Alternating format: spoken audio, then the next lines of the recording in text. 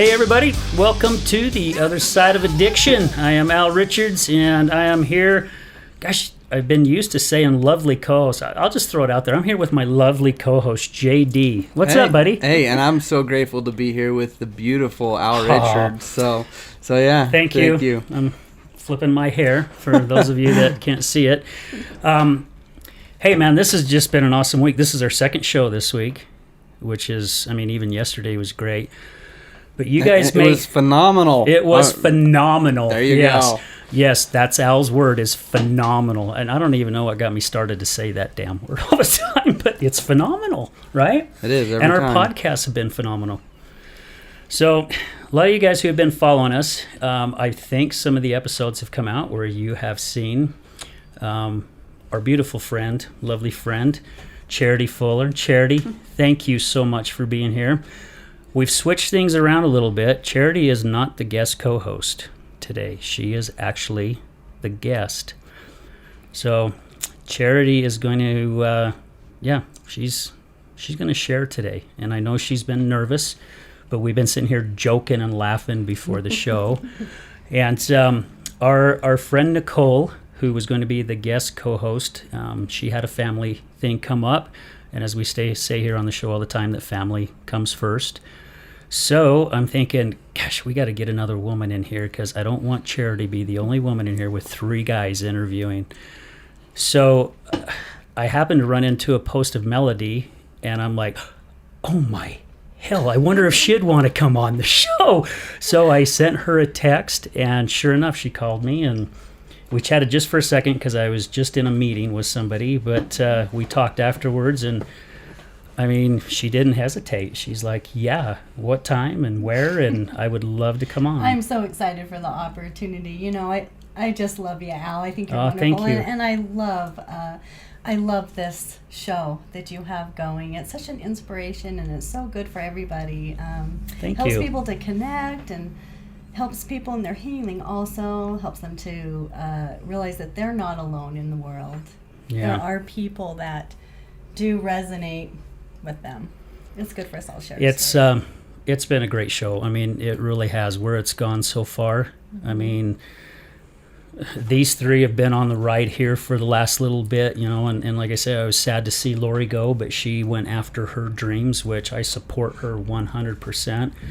But it's been so neat just to see our journey just in the short period of time. Yes.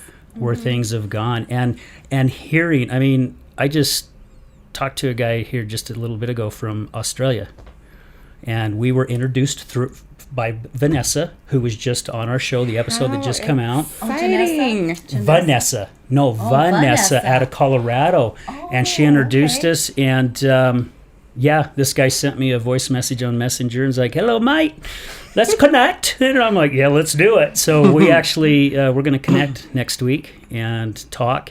He's got a hell of a story from what I understand, so we're going to be interviewing him here in the near future. So all right, enough. Let's talk a little bit about Charity. So in a not so distant event, and hopefully I don't screw this up because I always seem to screw these up, but Charity hit the ground in surrender, committed to recovery from alcohol addiction and complex PTSD while returning to her soul's true essence and mission.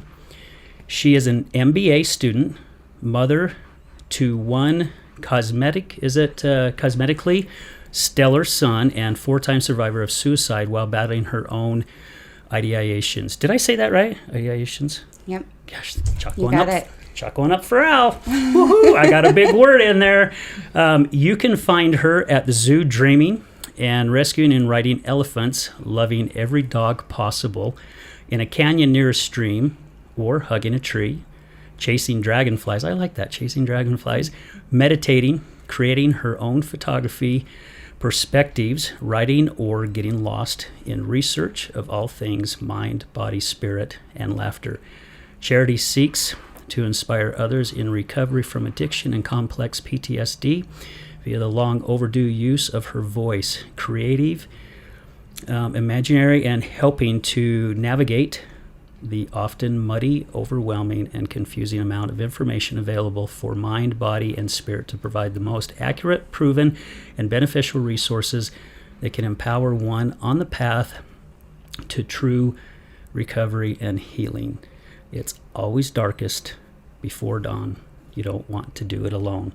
And that is 100% right, because we talk a lot on this that all of us need help in one way or another. Yes. Right? Absolutely.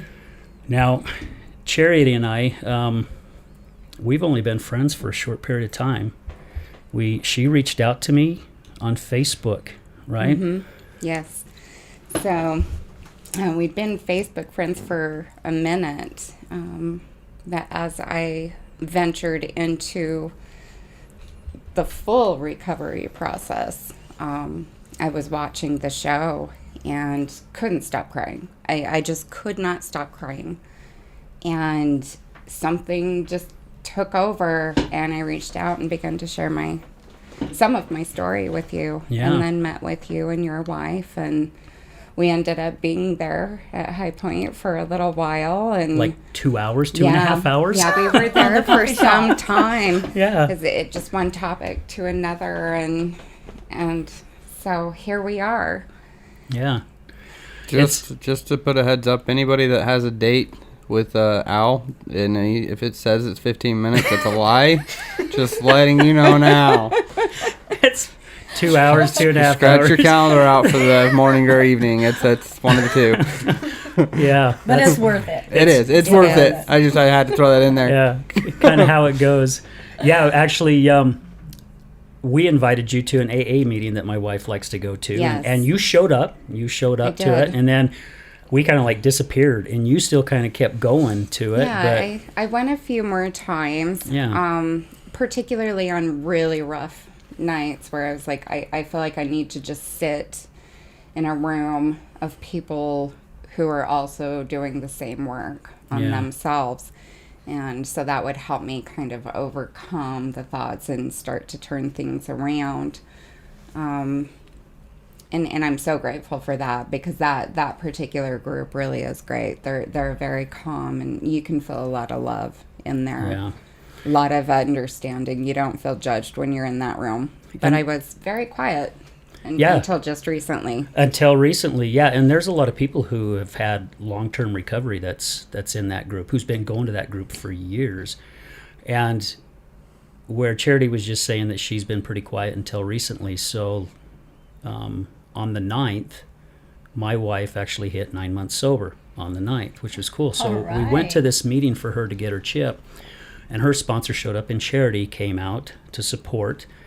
And during the sharing time, Charity was actually sitting by us, sitting next to me. I was in the middle between her and my wife, and all of a sudden I hear this voice, and I'm like, holy cow, that's Charity. And she just started sharing.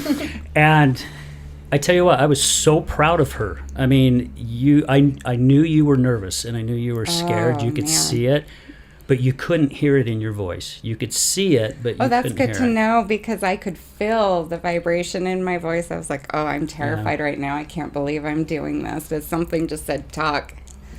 And there I was talking about surrender. Yeah. And you did, like I said, you did a great job. And now here you are on the show. You're ready to speak out, and you've had a little bit of practice as being the guest co-host.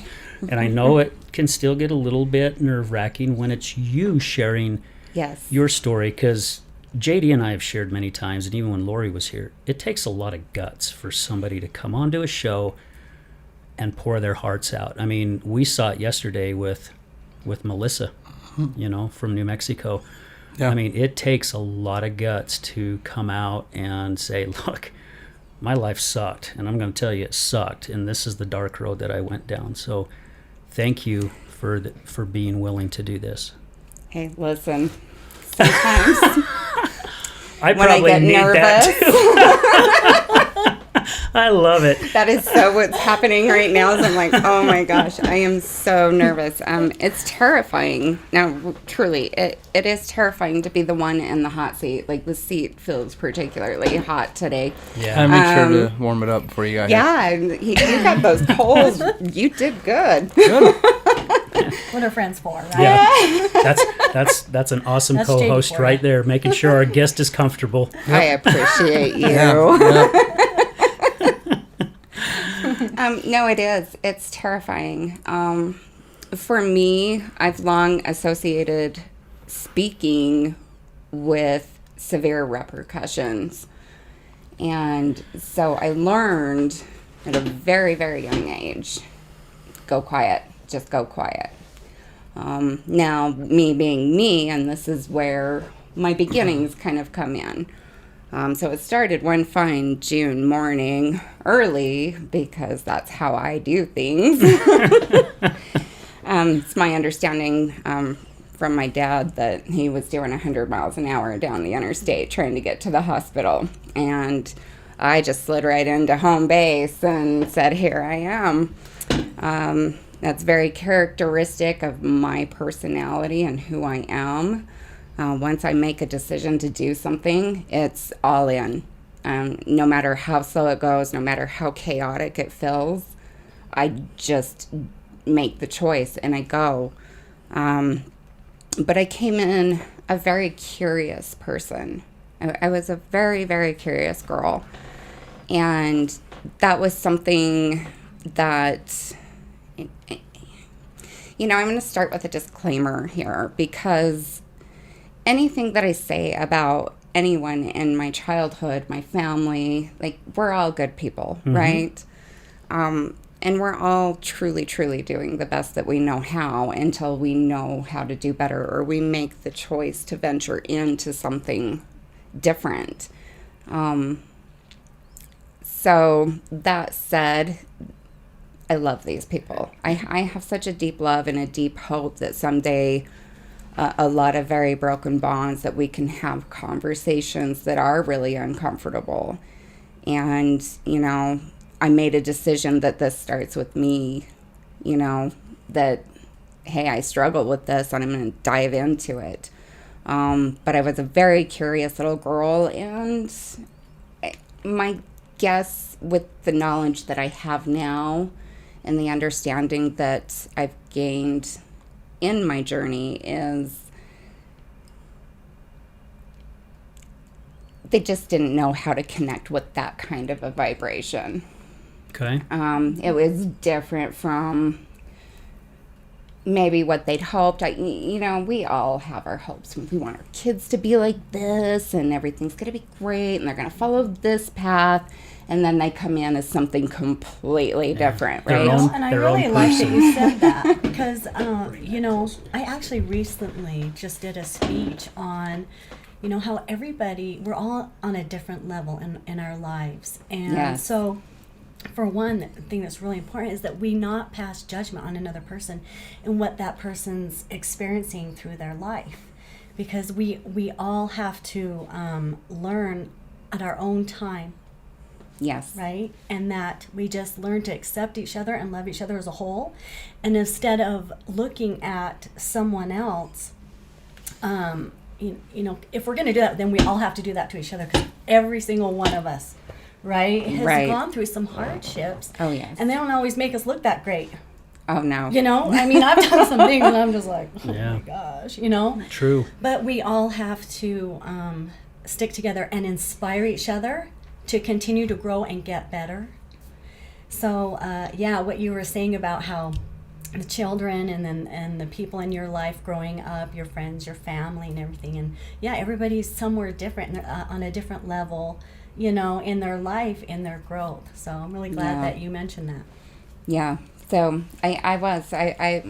Mom wanted the girly girl and the cuddles, and I was like, hey, what's that? What's this? And you could find me up a tree. So were you like the party, like at that time in your life? I don't know how old you were at that time, but were you more like the party age, like the partying? Like, Now, or so is that this when is you're little like climbing this trees? is my young years. This is like little. Yeah, I would be with my big brother, my cousin, and we'd be climbing trees and we'd be in dirt piles and. So tomboy, That sounds fun. tomboy. I was a right? total That's how tomboy. Mario That is. sounds like me. And climbing super fences. curious about everything that I came across. I just wanted to know everything, and I was completely and utterly fascinated with people. And, why do we do this? And why is that person standing like that? Or why do they seem nervous? And, I'm young, right? Mm-hmm. So I don't have all the words yet, but I know the feeling, and it would intrigue me. So I was told I was rude a lot as a young child, and I couldn't understand what I was doing wrong. I was simply curious. I was like, well, I wonder why that is. And it's because that natural curiosity that I have helps me to understand people and how to connect and relate. But do you think that natural curiosity also, if you're anything like me, because I'm a very curious person too, I'm the same way.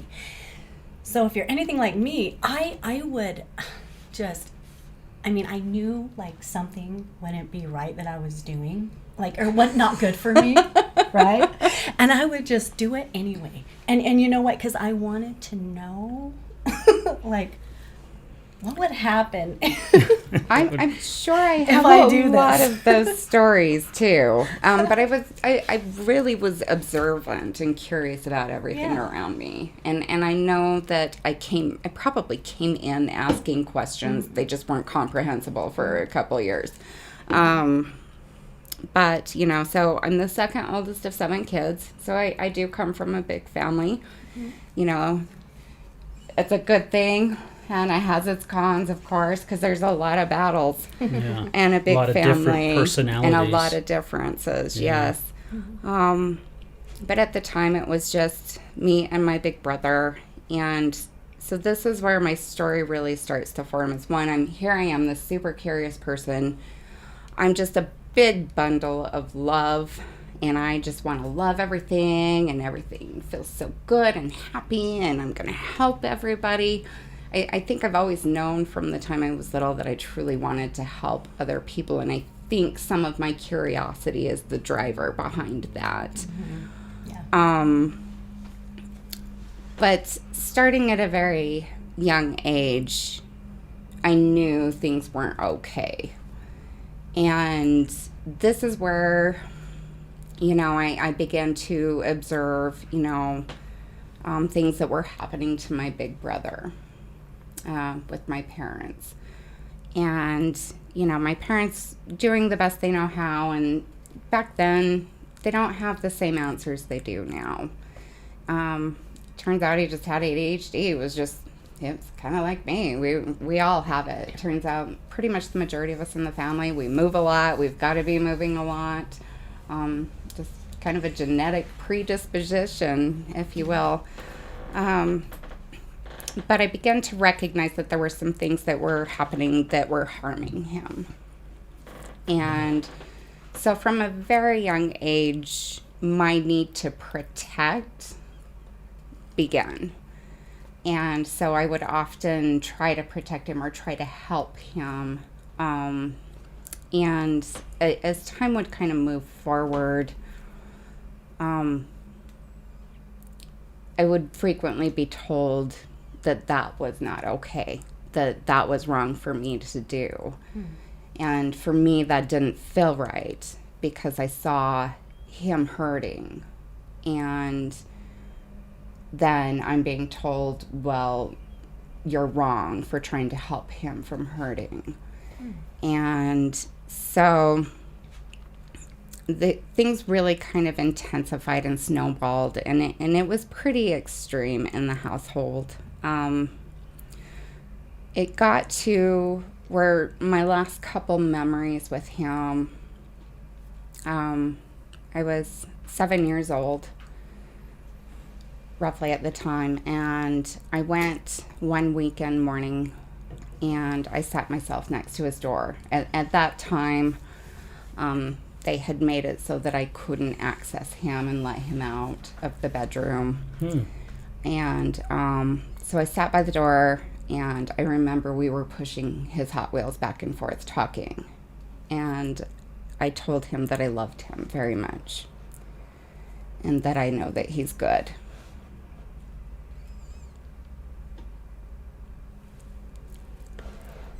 And then I recall we were walking through a place, and I just remember the salt aquarium. And they had, of course, to a little girl, it's massive, Yeah. right? I remember a good-sized salt aquarium. And after that, he was gone. What I know now is that he was surrendered into foster care. And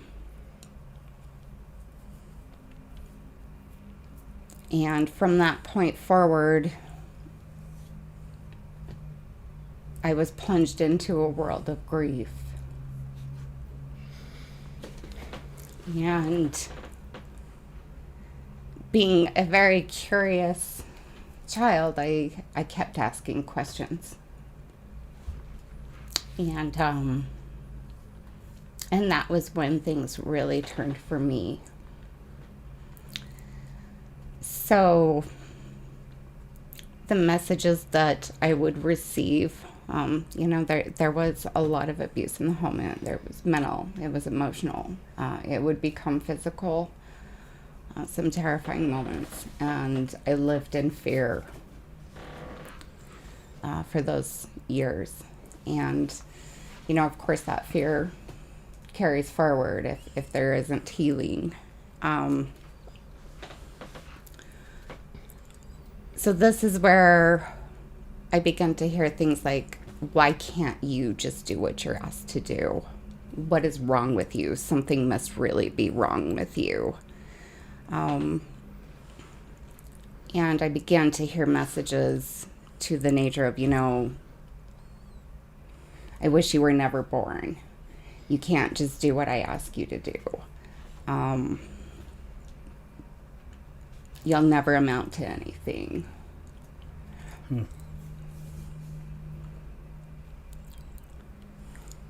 Which was very obviously traumatizing. Yes. And how old were you at that time, Charity? This is from the ages about 7.5 to adulthood. Wow. So do you feel like that's what, part of what caused you to start drinking? Yes. Yes. So, I had a natural curiosity. Growing up, I did not know how to connect with other people. I think it's a natural part of me. However, I think it kind of got squashed. Because the message that I took from that is that something is inherently wrong with me and I don't deserve to be alive. And this would lead to the suicidal ideations. I was 10 the first time I went and shut myself in my closet and tried to figure out how I could end my life. And by the time I hit my teen years, that was kind of when I knew that something was happening to me. Like I describe it as a brain short circuit. It was like a thought would just take over and I would short circuit, and that was when, I would attempt to run away. I understand now, my body is just saying you're not safe. Get out. Right. And but of course, that's met with more severe punishment and more conditioning. And so over the years, it just deepened and deepened and deepened until it was such a core part of me that I didn't know there was anything different. I would imagine that there was, but to me, that was some dream world to escape into. I can relate, even though my story's a little bit different. There are some similarities, but I can relate in that. I too, I mean, my brother was into drugs heavily, so he was stealing stuff too, and then, from the family and just wherever he could get it. I mean, and then he'd sell it for money, so that he could do drugs. So we had to, my parents sent him off to it was like a desert, they were out in the desert. I don't know if you ever heard of those, where they send them out far away in the mountains or a desert area, and it's like a rehab what you're talking thing. about, yeah. Yeah, and that was so devastating for me because I had like a special connection with my brother, like you did yours. You Yes. had a connection. Yes, we had a very special bond. And that I went through that same thing where I could feel there was something wrong while he was gone. Now, I could write letters, and he was able to write letters back, but they were rare, and before they were allowed to send the letters out from him, the leaders there would read them to make sure that they felt that they were fit to send to the family. But I knew there was something terribly wrong, and so I kept telling my Mom, you got to bring him home. There's something wrong. Mom, and I was just heartbroken. I would cry. Yeah. And she was just like, how would you know? Yeah. So Yes. some time went by, and then eventually my mom's like, okay. She finally listened. She brought him home. He was so thin. He looked horrible.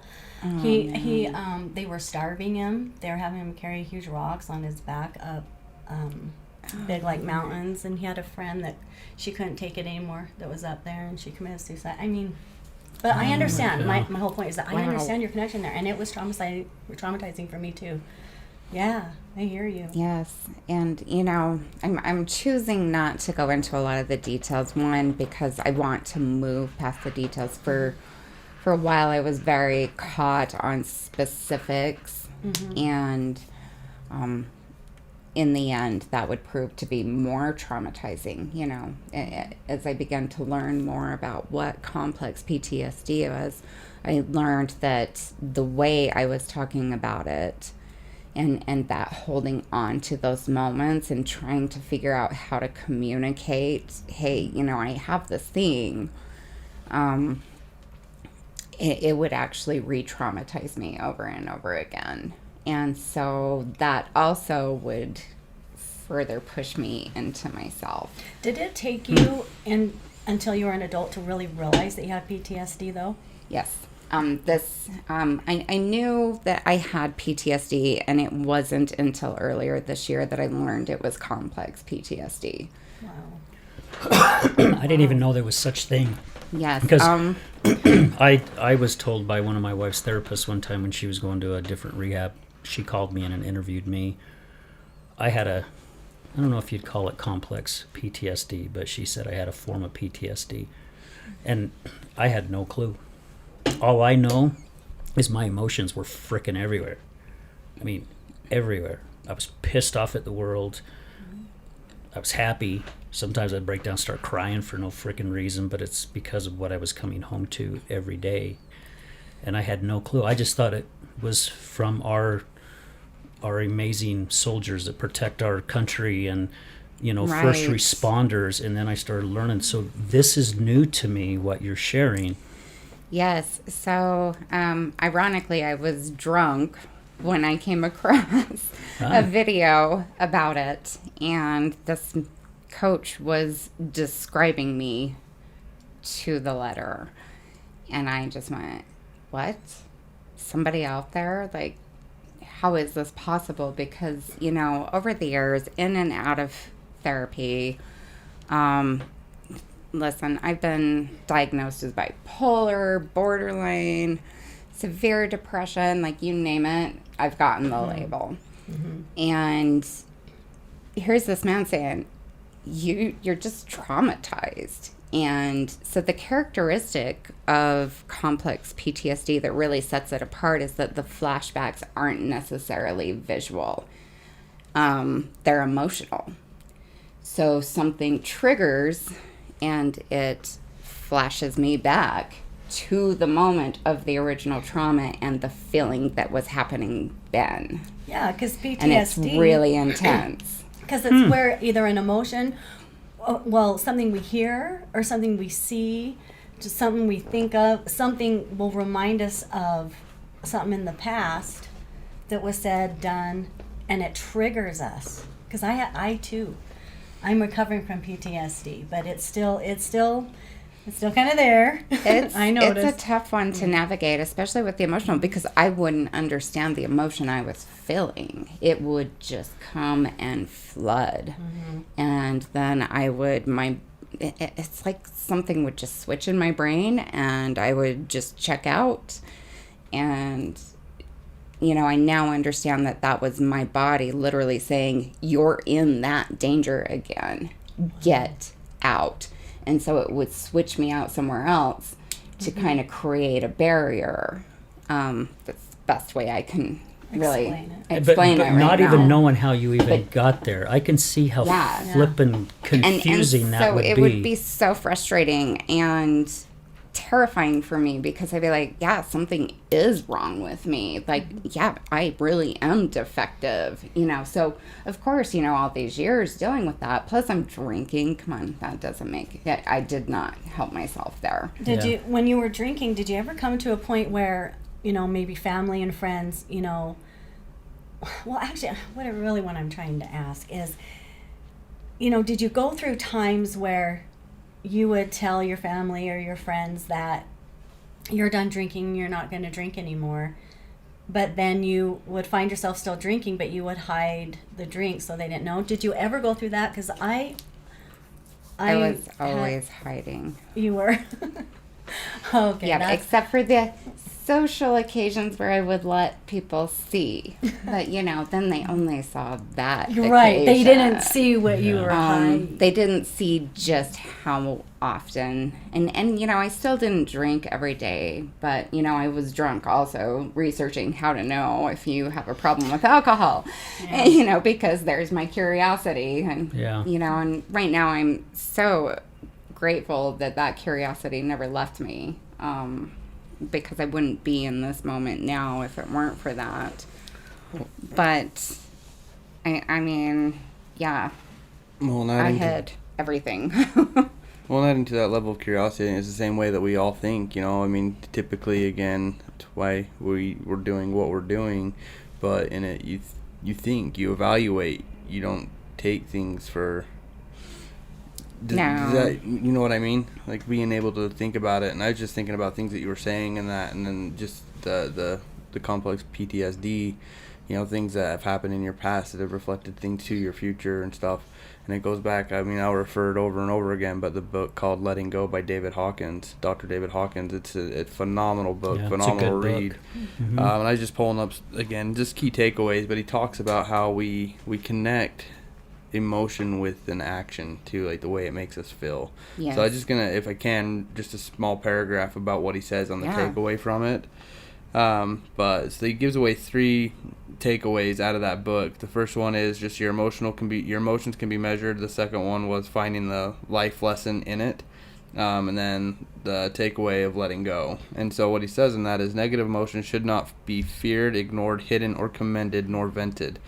Letting go means dropping the judgment, observing those negative feelings for what they are, just a feeling, letting them run their natural course, and releasing the negative energy. Anger is at a high level. That apathy due to anger making you feel energized. It means you're moving up the scale of consciousness, but isn't vibrational state to stay in there for too long. Feel the anger and then let it go to make room for lighter feelings of willingness or patience, compassion, or surrender.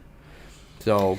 Yeah, well, that's one of the hardest things, though, is letting go. Pain and anger, all those negative feelings that you're feeling. Right, and that's where, becoming consciously aware, being educated about it, as we are, every day we're growing and we're learning and stuff, and when you can become conscious, about, and I still do it, we're human, that fuse, we talk about my fuse, it's very short, I have a short fuse, it takes a lot to light it, but once it's lit, it's too late, it's just one of those things, right? It's like, boom! Don't even let you get to that point. Yep. Yeah, so like I said, it does take a lot for me to get there, but, once it's there, you messed up, it's... I always tell my wife and stuff, it's like pushing the button, I'm like, the button says don't push. I don't know why you you know when somebody takes a knife and stab it between your fingers, right? That's Yeah. what my wife does around that button. She's all just really, and then there's times she puts on a blindfold. She really likes to test it out. Yeah. You know, I'm like, you have no idea what you're doing right now. And oh, go ahead. But go ahead. recognizing again those, you know, if I lash out in anger because something does drive me to that point, or something that is sad, or, you know, just again the emotions that we go through, it's our subconscious will learn from it, you know, but it's taking that subconscious and consciously being able to recognize it and being like, hey, yeah, I'm pissed Right. off at you right now. Yeah. I'm sad about this situation. Like, this is how this impacted me. Recognize that emotion, let it run its course, and then let the negativity of it go. Doesn't mean you got to let that essentially go, but let that negative feeling of it go. See, and I think with what you said, letting go, because you're the one that told me about that book. Matter of fact, you gave me a copy of it. did. You're the one that gave me the copy of it. Did you read it? Oh, I read it. Oh, absolutely, I read it. Yeah. Yeah. It's That's pretty. what I'm So, wondering. so even like with what Charity was sharing, that she was feeling these emotions, and I think it's happened to all of us because we've all felt certain emotions and we don't know what to do with it, and we don't understand where they're coming. Like Right. what you just shared. Yeah. When I read that book, it really got me thinking, going, I really need to listen what is being said up here, because things are happening. I don't even know why I'm thinking of it, you know, and you start thinking, and I believe that's the book, because I've shared this before on the show. I believe it was in that book, Letting Go, where Hawkins talks about a duck. Mhm. When a duck gets attacked from another duck, that duck flies a little way quacking, lands, fluffs his wings, gets all wet and everything, and then just paddles around. Goes like back. nothing happened. I want to read And it's that book. because It's a great book. it's It- because the duck just got rid of that emotion that he was attacked. That's the reason why the duck does what it does. If Yes. you look at any pond and watch ducks, They do.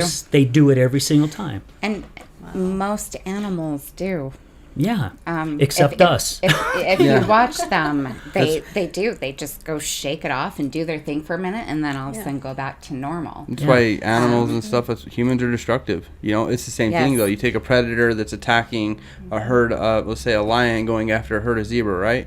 Even in that moment, they're frightened. They're trying to get away. But if the lion just leaves them alone, it's like, hey, they're back to grazing and doing normal, you know? And they know that Exactly. they've got something 20 feet from them that could end their life, right? And so humans, we are the most self-destructive. And the guy that recommended, I'm gonna give him a shout out because he deserves it. But his name's Jeffrey Combs. You can find him on Facebook. He's a very straightforward guy, but he's been through rehab or recovery, heroin addict and stuff. But that book, Letting Go, is like his Bible. That's what he teaches off of. He's a life coach and a motivational speaker and stuff. He's a phenomenal guy. Yeah. And I think the world of him. I think he's a great person. I'm very grateful to have met him in my life. But that's like his Bible. And meeting him at an event, he was like, JD, this is my secret. This is it right here. This is what I follow. This goes with me. This is my heart. And so Very like, nice. so It's Awesome. I read it, It's a and like really I said, I good book. recommended it. yeah. The first time I read it was really hard because it's got a lot of certain medical terminology, and like, man, It's- I'm from it's- Spanish FARC. Yeah. Like, I don't speak this language. Like, It's words I skipped. I speak redneck, not this. But yeah, so I mean, I was sitting there. I mean, I had the thesaurus out and the dictionary, and I mean, I was making sure because I want to have an understanding. Yeah. Again, and I'm not perfect. I'm not human. I'm not saying like, oh, hey, just click Right, JD can right. just cut it off, but it did help me at least be able to have more of a conscious understanding of, hey, when the bomb goes off, you might have like a half a second to think about what's about to happen before it happens, and maybe stop it, like see how So- fast it can get in front of it. I love but- it. So now, Charity, I want to go further into this. Are you Yes. okay if we take a Yes. quick break right now and Let's then go ahead and take a break. then because come back? Wait, there's more. I love that. I love it because Mallory did the same thing when she was on the show. She goes, "Oh, I loved it stay when she tuned." did that. I was like, yes. And she just did it on Todd Sylvester's show too. I listened to her podcast with Todd Sylvester. She did the same thing. She goes, "Oh no, Todd, there's more." All right, guys, we're going to take a quick break, and we're going to get back with Charity so she can continue sharing this path that she was on and how she started recognizing some certain things. And like she said, there's more, because I know a little bit more about Charity as well from our friendship, and there's still a little bit more path that we've got to take. So, guys, stay tuned. We'll be right back.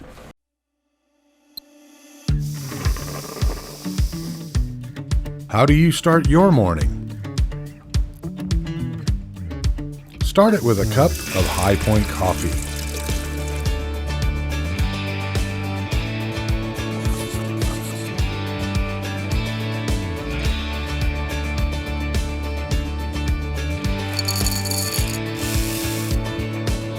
Because no matter where you go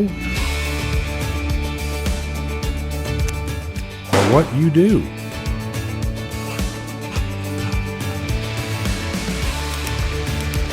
it's always better with coffee. High Point coffee. What's your high point?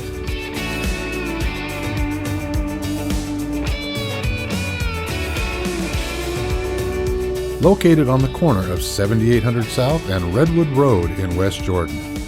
And a special thanks goes out to our partners in Oxford, Mississippi. This is Gregory, owner of Lift Up Concrete, proudly serving the Wasatch Front for the last 12 years, lifting sunken flatwork for both residential and commercial applications. Only fully trained professionals lifting concrete at your residence with the same quality of material and method used at every commercial job we ever do. Don't replace it, lift it. liftupconcrete.net, 801-792-4535. Contact us at liftupconcrete.net, or if you're looking for a complimentary quote, 801-792-4535. Again, 801-792-4535. Again, this is Gregory, Lift Up Concrete Lifting.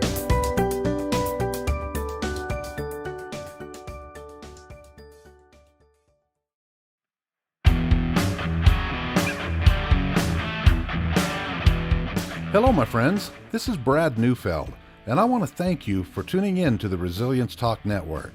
You can listen to my show, Resilience, every morning, Monday through Friday at 8 a.m. Mountain Standard Time.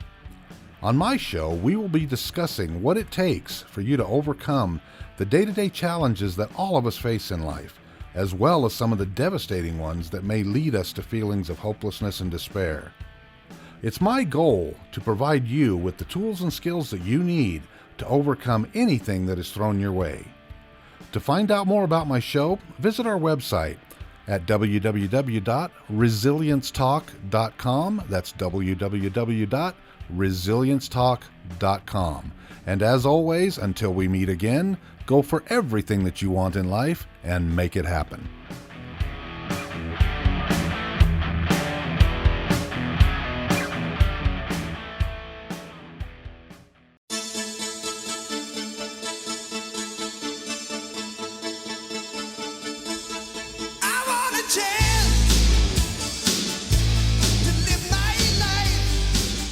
Hey everybody, welcome back to the other side of addiction.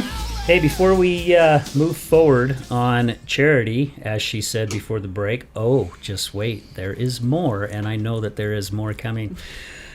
We want to take this time to make sure that we thank our sponsors. Steve out at High Point Coffee in West Jordan, 7800 South Redwood. Thank you so much. I think I've said this before, and it's been a long time since I've said it, but I'm just going to say it again. Thanks to Steve's support. He was the first sponsor that came in. He is the reason why we got this started, because once he came in with his sponsorship, that's what got this whole ball rolling.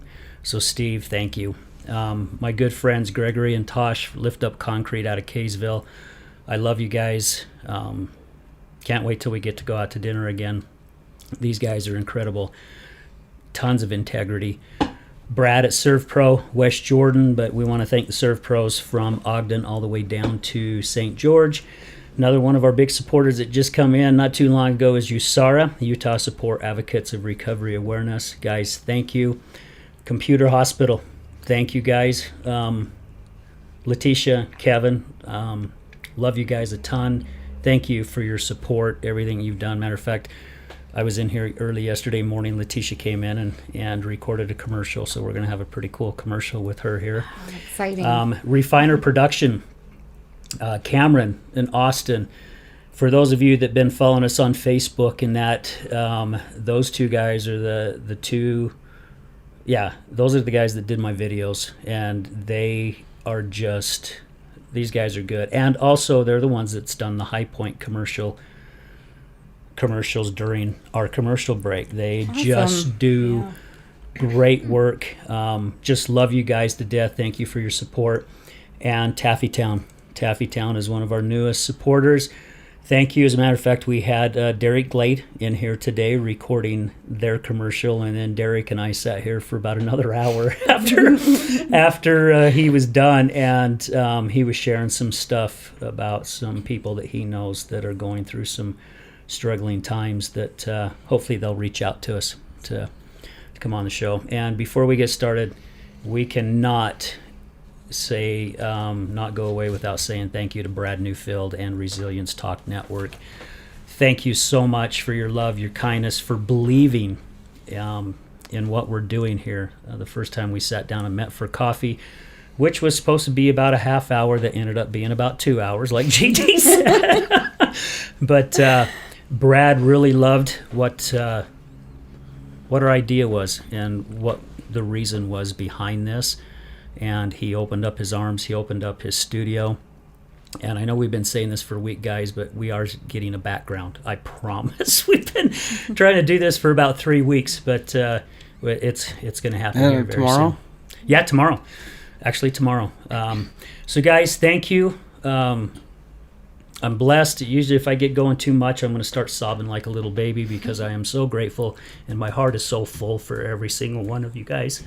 So thank you to JD as well, and thank you to Lori for starting this with me. But JD, thank you for coming in. Charity, thank you for coming in. Melody, thank you for jumping in to be here with us today. So, That's it for the world. thank you guys, and thank you to our listeners. I mean, you guys are blowing us up, really. For us to be getting people calling us from Australia, Canada, the UK, to be on this show. Yeah, I got the goosebumps. It's big. It's big. beautiful. It's going. If You I know? can, before we get in again, and we want to give a special thanks to Al again. If it hadn't been through the thank you. stuff that you've gone through and the battles you've had to battle through your own personal life and with your wife, and feeling like there's a message that needs to be out there and the difference you want to make in people, and seeing, the fact is, guys, is Al wants to see just the goodness in everyone. Everybody's got it, and he's wanting to reach out and show them that they're not alone. And so, with that, Al, thank you. We're very blessed and grateful to have you in our lives. Thank you, guys. You make Thank a you, big Al. impact. Yeah. So thank you. Okay. Let's get going before I really start sobbing. I'm going to have to use Hang those. on, wait. I I'm didn't gonna have to get use in there those- yet. So let me try something else. Really. I'm willing to use the tissues that Charity had under her arms. I don't care. So, all I got fresh. right. I came prepared. Yeah. So before we went on break, Charity, you were talking how you were just starting to recognize some really crazy things that was going on, the PTSD. Yeah, you were just getting yourself into a different state of mind, correct? Yeah, so now I'm going to take it backwards. Okay, Yeah, we're going to Okay. go back in time again. let's go back in time. So, here you have this young girl who thinks she's worthless and unlovable, and I'm just trying to get out. Right, so, it's a little chaotic, and, I was your typical rebellious teenager, only I didn't make it out of the house very often, so I would fight back in other ways, or I was very withdrawn and retreated, so that kind of started pretty young.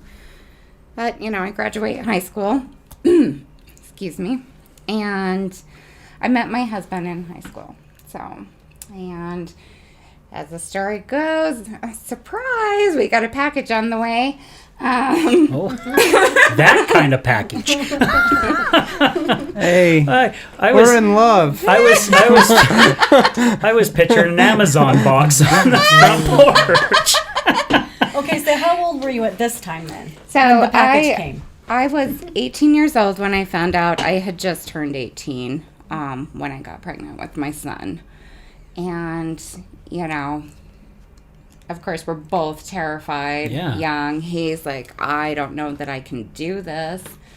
I'm like, I don't think I can give it up, you know. And so after a lot of back and forth and chaos between the families and a lot of pressure, we did end up getting married. And then a whole new world opened up. So I would see that I wasn't the only one who had been through some things, because he also had a story. And of course, two unhealed people do not make a healed union. Yeah. So it was tumultuous, it was confusing. He was very dependent on his family. I was overly dependent. You know, this is the part where I start kind of crawling back to my family and idealizing them because it's all I know. And so I'm not really making decisions for myself. And so, of course, you know, it would become a very tumultuous. But there was also so much love. You know, it was tumultuous, but a lot of love. I knew things about him that no one knew. He knew things about me that I hadn't shared with anyone. And in some ways, you could look at that probably as a trauma bond. Mm-hmm. But I do know we did have a much deeper bond and connection outside of that. Because you were relating. You could relate with each other in a big way. And it wasn't, you know, a constant telling of our stories, but neither of us understood what to do with it. And so that's where the conflict would really kind of play in. And time would go through, you know, and me, you know, talking about that brain short circuit thing again, I would continue having episodes where I would just short circuit and my flight would take over, and next thing you knew, I was running. So when there was intense conflict, I was the one to up and go. And I know that really hurt him. You know, it wasn't just that I was hurt by something that occurred while we were in disagreement. You know, my response to it was excessive, for lack of a better term. Yeah. And then I wouldn't be able to explain why I did what I did. I wouldn't know myself. And so, of course, that would repeat the whole shame, blame, you know, and I would sink further down that spiral. And this is also kind of when I really start drinking. I mean, I had tried some in my teen years. Al, I think I told you how I experimented with alcohol. Mm-hmm. Yeah, I just went into the pantry and helped yourself. No, just because at that time there was no drinking. You know, Dad drank when I was young, but he had quit drinking by the time I was 8, 9. And you know that the baking flavorings. Yeah, that are like pretty much pure alcohol. Yeah, that was my first taste of alcohol. Wow. Feel the burn. Wow. I mean, no, really. It's like Everclear. I went, whoa! Yeah. So, you know, fortunately, it deterred me at that time, so my drinking didn't get started younger. But then I discovered wine coolers. I got married. Back in the days when the wine coolers, those things were popular. Yes. They still are. They still are, yeah.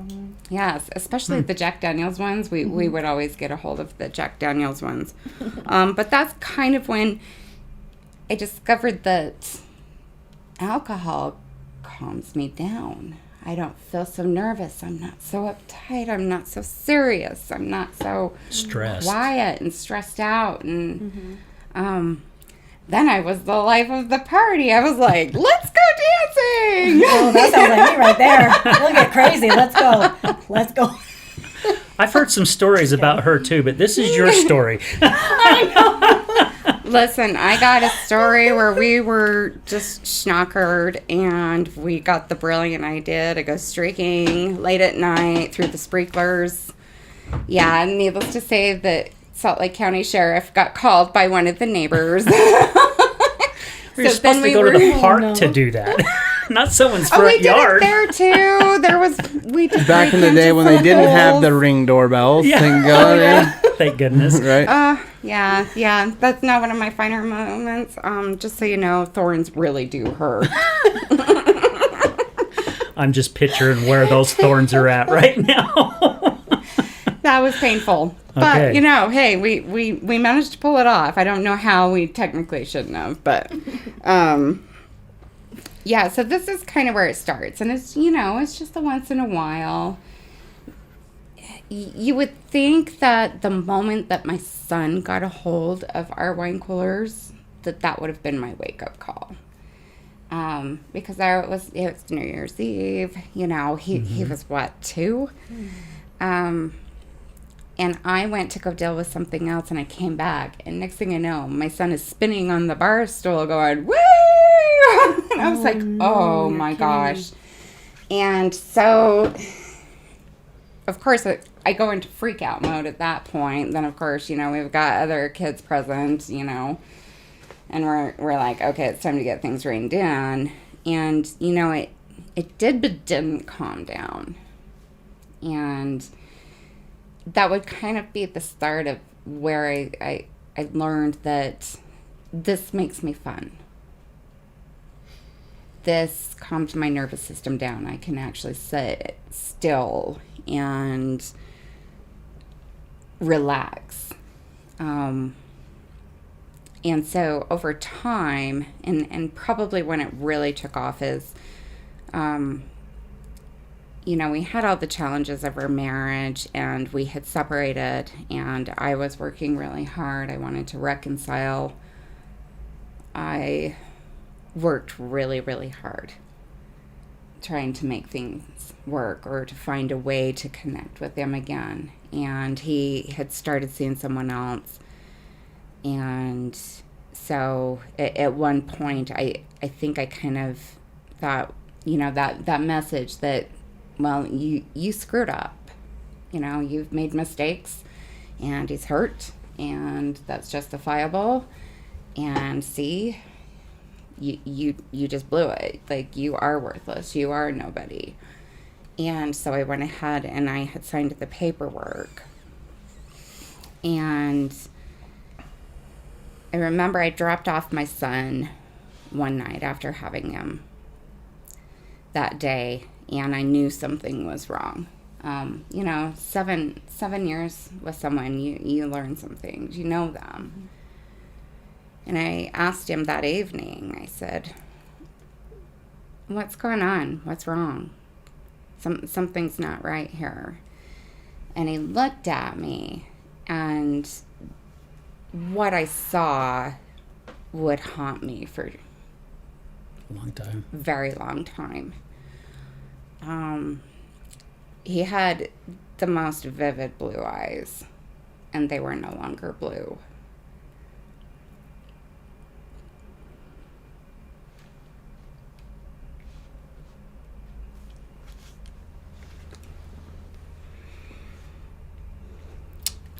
They were a still cold gray.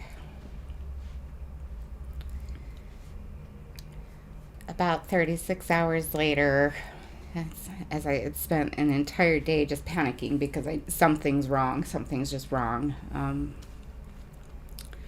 I couldn't get a hold of him. And then I got a phone call. And that phone call would be from the sheriff and telling me, you need to come get your son. There's been an accident. And of course, I'm already on edge. And I'm like, what do you mean accident? And they said, ma'am, there's been a shooting. We need you to come get your son. Oh my gosh. And this is where I learned that that day he made the decision to take his life. And I would learn that he didn't want to divorce. And here I was, traumatized child, newly traumatized adult, freshly widowed, with a 7-year-old in tow who unfortunately saw his dad that way.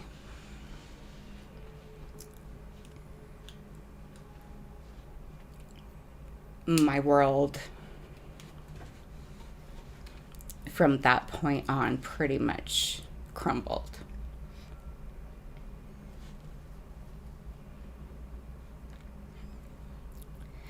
The story that I created was, if I were a better person, he would be alive and my son would have his dad.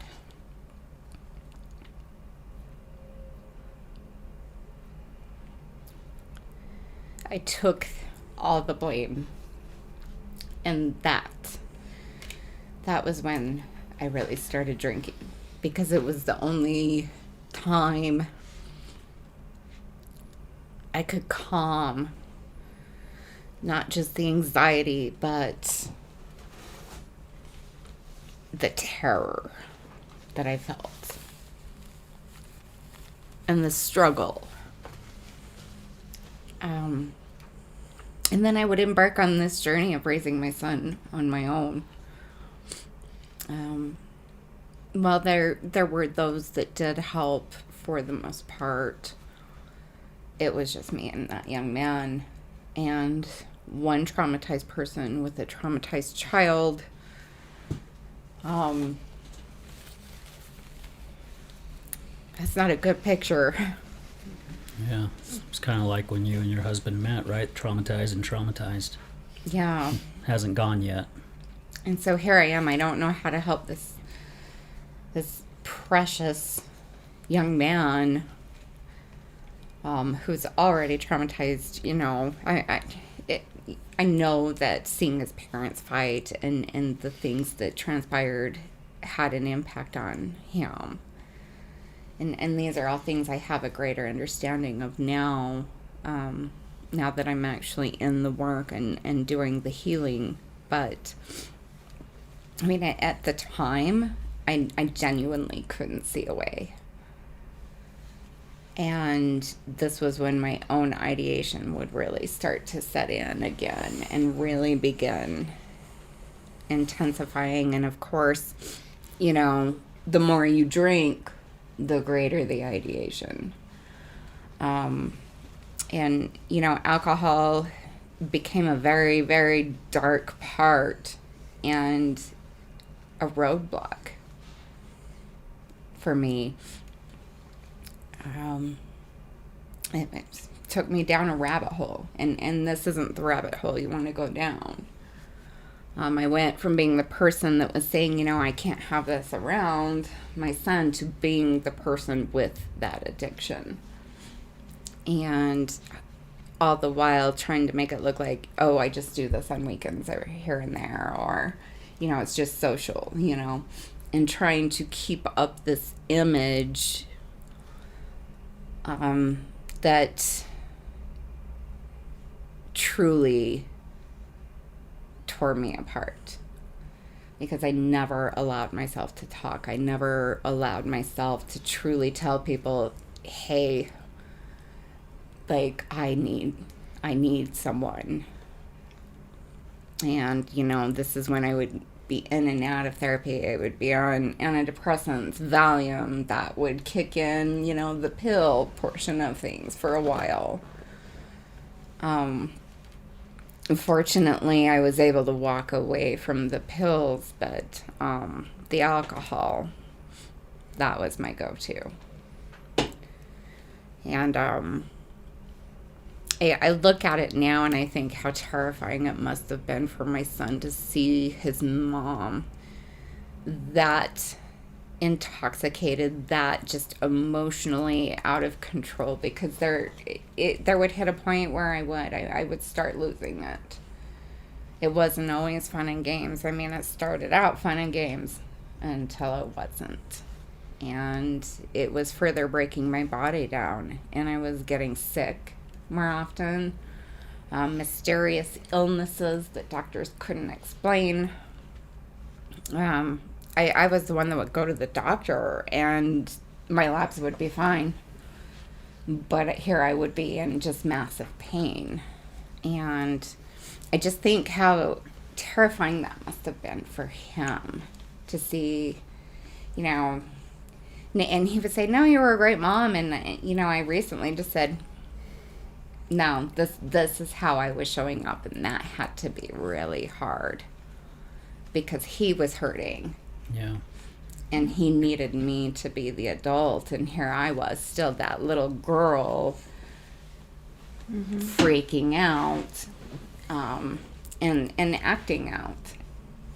Just wanting to be free from it all. Just wanting to be free from it all. But genuinely, I could not, for the life of me, see a way. Isn't that how really the majority of the people that we've had on this show have all pretty much said the same thing?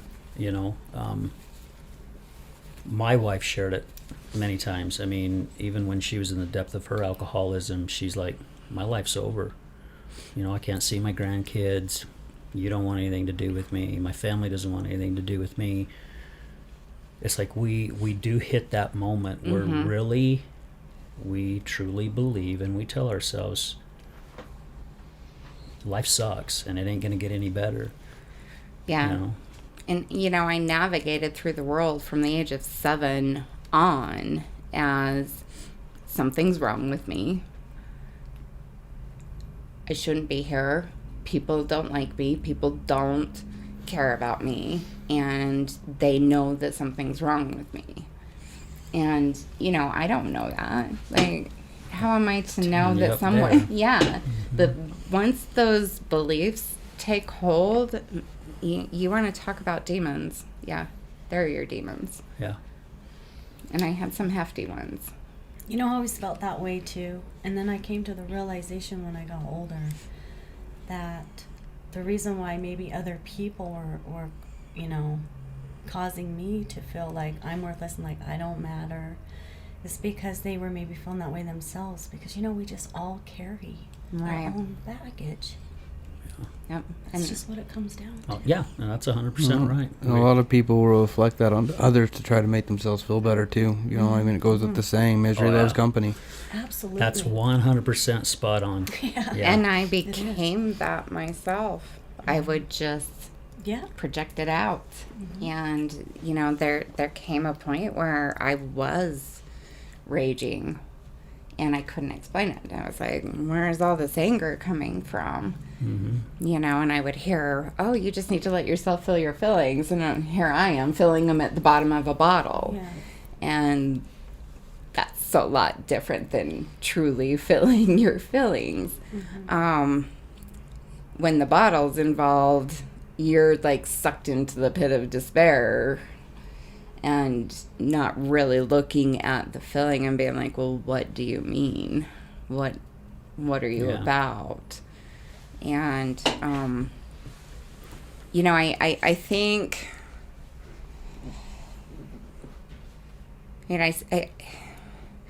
something I'm learning is that I think we go through multiple awakenings, and I think that along the path I've always known that there's more. I just didn't know the what's and the hows or how to ask, let alone have the courage to ask anyone. Even when I started this, I am reaching out to a complex PTSD group saying I have no choice but to do this alone. I don't have anyone. And in that moment, I'm looking at it from the perspective of, well, I've destroyed everything. And so I don't have anyone left because everyone's like, I can't deal with this. You're seeing it in a closed box. Yeah, I still had those blinders. I still had that veil like we talked about with Vanessa, Yeah. It was still very much pulled over my eyes, and I still very much felt that despair. But it would hit the right moment where I would make some pretty hefty decisions. Hefty decisions as far as I had two choices. Finally opening up and starting to see life. Well, I had two choices. I could die. It was taking me anyway. Yeah. By Thanksgiving of 2020, my health was truly failing. My nervous system was just so shot and shutting down. I've caused a lot of intestinal damage from all the drinking, and I was starting to get what they call SIBO. It's where you end up with infections in your small intestine because your small intestine needs a little more encouragement to flow. And I had just kind of destroyed everything and let all the wrong stuff grow. Alcohol does some doozy things to our body. Well, especially when you add stress and depression. And then you with add it. the stress and the depression, and you've got a recipe for complete disaster. I mean, Stress alone on itself can Oh, develop things that'll kill you, you it'll know? tear a body down. Yeah. Yeah. well, by 2017, I was at work, and one afternoon just suddenly got a really bad case of the shakes, and I thought, oh, it's just, I need to eat. It's just my blood sugar, although I was sitting there going, this doesn't feel like that kind of a shake. And I turned around to say something to the ladies in the office, and apparently that's the moment that I dropped into a grand mal seizure. And no history of seizures. Fresh out of a breakup, I had finally gotten some sleep, and just all of a sudden my body said, no, I'm done. that's enough. Oh. And coming to, I had 4 fractures from that seizure. It lasted about 3 minutes, so I'm lucky that one of the girls ran to catch me. I had 2 of the fractures were on the same vertebrae, one close to breaking. And I put up quite the fight with the paramedics because they kept trying to straighten me out, and I was screaming in pain. And I couldn't straighten out. I can imagine.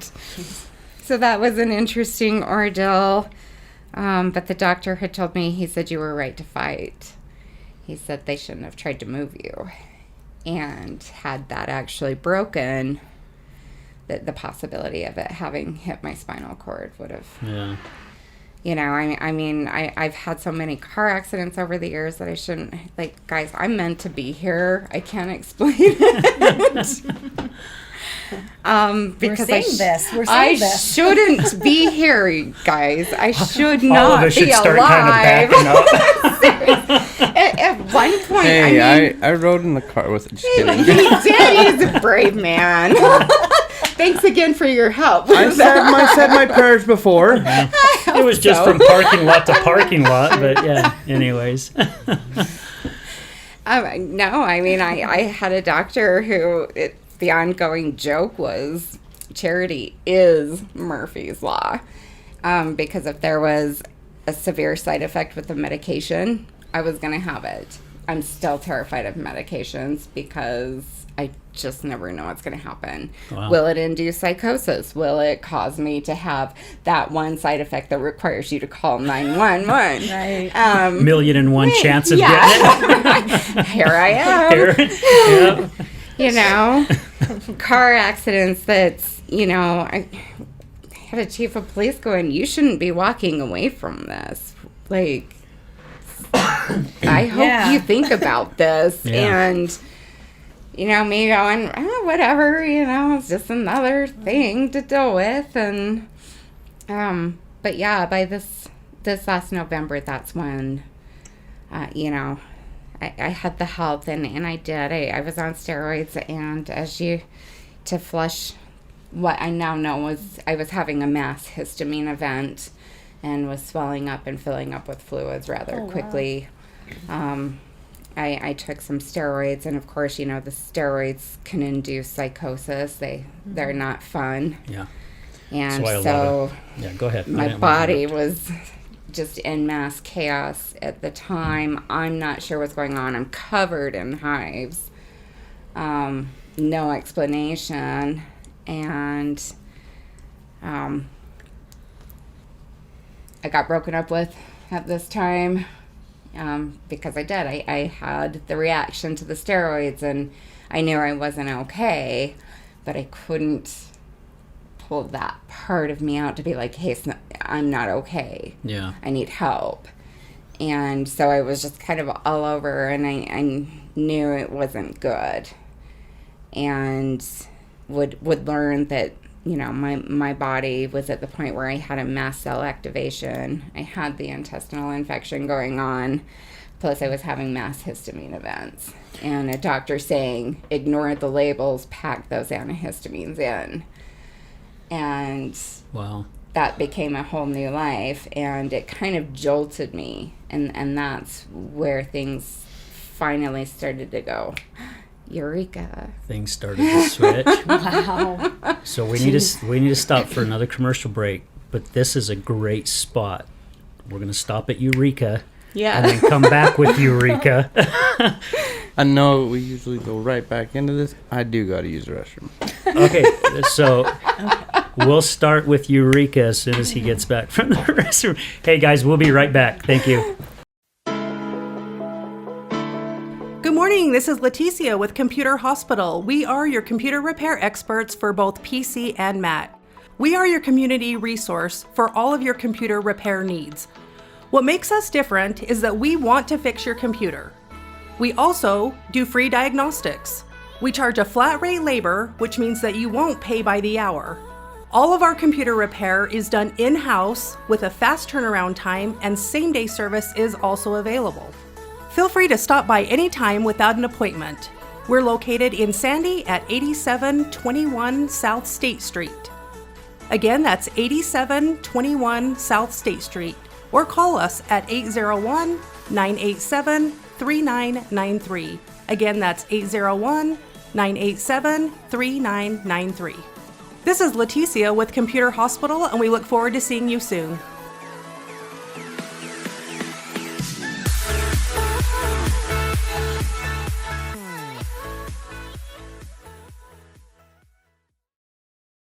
Hi, this is Tamara K. Anderson, and I want to share something special with you.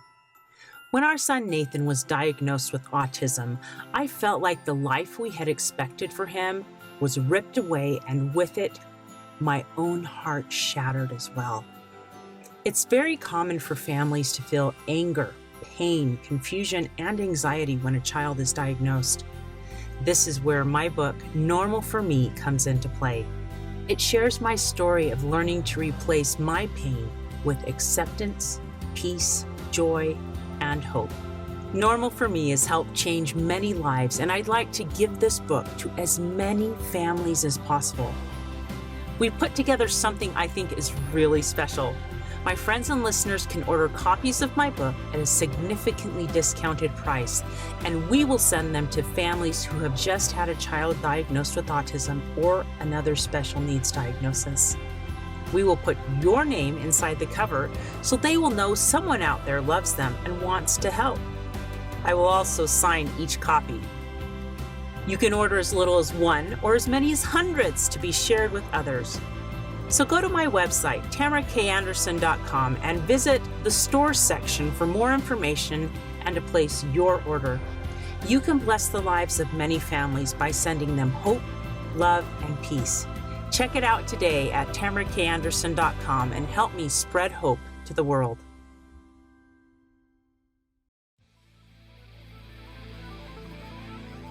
Welcome to the Resilience Talk Network. My name is Jay Walter, and I'm the host of Rebuilding. Heard every weekday night from 6 to 7 p.m. You can listen in and learn how to face your fears, overcome obstacles, and make dreams a reality. So listen every weekday night from 6 to 7 p.m. right here on the Resilience Talk Network.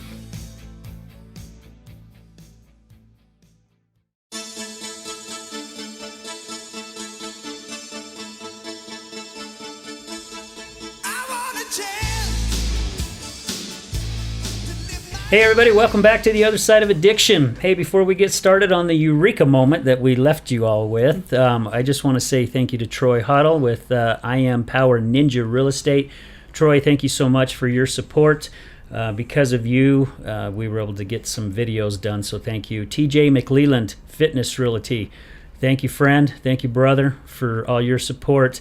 And my new friend, who I met about a month ago, Tatiana Rose, she is with Advanced Business Books, bookkeeping. And we met at High Point Coffee after meeting at a networking group, and it was another 2-hour meeting. Yes, I will admit, but she just loved what we're doing here, guys, and said, just slid, I won't say what it is, just slid something over to me and said, here, thank you, use this however you need to use it. And so, guys, again, thank you to all our listeners. Thank you to everybody that comes in on this show. I mean, pours their heart out, shares their emotions, shares their life, basically, because we were talking during the break. We all need help, and we all need to talk about it. I mean, we need to talk about it. It's no more of this bullshit. And I'm just going to say, where you hold this in and you think your frickin' life is great and perfect, because I guarantee you it's not. We're all going through battles. And the only way to help lift that weight off our shoulders is to talk about it. And why I know that is because I am one that had to do it. I held everything in, and I thought about taking my life because of it. And once I started talking about it, I felt like that I had feathers on my shoulders instead of bricks. And everybody that we've had on this show, whether it be Zoom or here in the studio, they've all said the same damn thing. It's like, we've got to talk about it. And so I was just going to bring to that, it brings me to Superman's one of my favorite characters, right? Mm-hmm. But just like us, we all try to take that weight on ourselves like we're Superman. We can take it all. We can handle it. You know, even if we're suppressing it with other things, it's only hurting us. We can take it. We can handle it, just like Superman, right? Well, everybody's got a kryptonite. Hiding the pain with a smile on your face, hiding the pain, helping everybody and not seeing your own trauma and needing to work on your own self, just helping other people, right? Yep. So, yeah. Self-care is very, very important. And Charity was just talking about it before we went to break. Keeping all this stuff inside, trying to put on this front, watching your health deteriorate right in front of you. I'm sure, as being a single mom too, going, if something happens to me, what's going to happen to my son? What's going on? So this Eureka moment. Well, and you know, on that, I'll not only just, you know, what's going to happen to my son, but also struggling with my own desire to end my own life. And thinking that maybe he would just be better off without me. And you do hit that space where you just feel like you're so far down that that there's nowhere else to go. So you don't see anything outside of that. But to come into that moment where I was like, oh, I have a choice. And it's, you know, here I am, my health is failing. I'm still drinking, you know, because now I've got a brand new heartbreak, and this one was particularly painful for me. And the best way I could describe it at the moment is that one pierced my soul and sent my soul crying in agony. And there's something about that moment that ignites something else in you. And I can't, to this day, I don't know if I ever will be able to, honestly, put actual words to it. But something moved within me. And I went, I don't think I've been seeing things right. I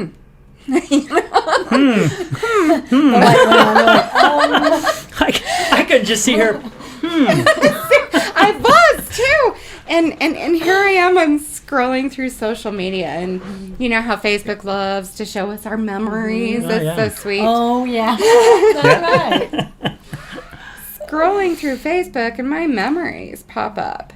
It's a selfie I took of myself a year earlier. And those who know me, that me being in front of the camera, let alone selfies, yeah, no. I've spent so long in hiding. I was terrified. I was the one running from the camera. I was the one saying, I'm just going to sit here behind the scenes and I'll just say sweet, nice quotes and I'll do my pictures and everything's okay if I'm behind the scenes, right? But I'm scrolling through in this memory and this photo pops up and I just stopped and here I am and I'm going to admit this on air. I'm in a meeting and I just suddenly stopped. And I was like, holy hell, I'm beautiful. And guys, I don't say this about myself. And then I stopped and I went, what? Who said that? And then I just started laughing because then I was like, well, why have I never seen this? And I had never ever seen that about myself. And then I was like, well, that's interesting. But it kind of just snowballed from there. All the just eureka after eureka after eureka. And all these light bulbs start going off. And I was like, I'm not my story. Because you're finally seeing, because you're healing, you're finally seeing who you really are. But it took something that jarred me. And my health is failing. I'm like, I might really die, but, I want to die. Well, isn't that ironic? And then just having something just completely shift in me. But of course, this would lead me to begin learning. And I had a lot of information come at me really fast because I was like, well, what if there is a way and I just haven't found it yet? And, if you know me, when I launch into research, I launch into research. I will be lost for hours, days, weeks, months. Like, I will try to dig out everything I can. And I'm going through just all this information, and I'm telling you, it was divinely being presented to me. It was like, well, here's this, and this, and this, and this, and this, because I'd be like, well, what about this? And suddenly it would pop up. And, but then I had the real struggle, which was, I am, in fact, behaving and functioning as an alcoholic. And I really hate labels. My body recoils at labels for pretty obvious reasons, right? So I hated saying I'm an alcoholic. And I've shared with you that was one of my biggest struggles with wanting to go to AA. I was like, this isn't for me, because if I stop drinking, that it didn't add up. And Al, I think you had shared a post once that, and this was around the same time where all these light bulbs just start going off, that the words that what was it? The words that follow I am follow you. Oh, that was good. I saw that. And so here I am going, so I am actually beautiful. Well, haven't I been silly? And then all these words, and I'm like, if that's true, that means there's something else. And I still hold on to that. I took a screenshot of your post, and it's very near and dear to me.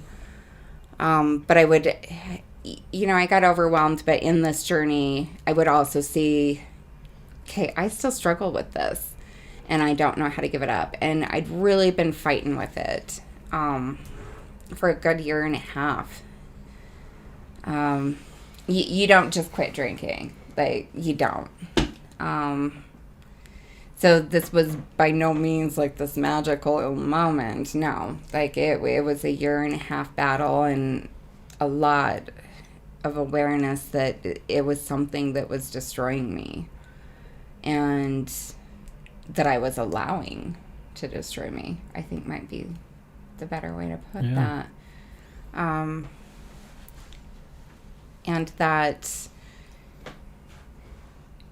I didn't know how to get rid of that part. And now I use those words carefully, the get rid of, because I've gained some knowledge and awareness on that terminology, because that terminology can be perceived in ways that can set you up for failure, because you'll think something's wrong with you if you can't just get rid of something, right?